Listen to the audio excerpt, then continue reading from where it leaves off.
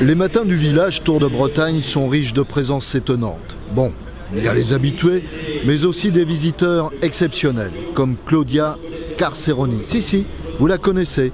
4 participations au championnat du monde, et tenez-vous bien, 4 fois championne du Brésil. À l'époque, c'était très difficile. C'est pour ça que je suis venue en France courir, parce qu'il n'existait pas les courses cyclistes féminines. Je courais avec les hommes pour pouvoir avoir un bon niveau.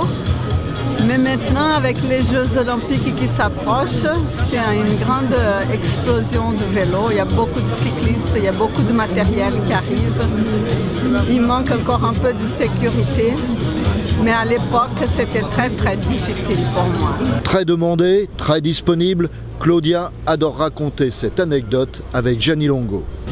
J'étais invitée à faire le Tour de Colombie, le Tour RCN à l'époque, où Lucho Herrera était le vainqueur. Et Gianni Longo était très connu en Colombie. Et moi j'arrive, je ne connaissais pas Gianni, je ne connaissais pas le vélo. Et première étape, un prologue, j'ai fait 3e général.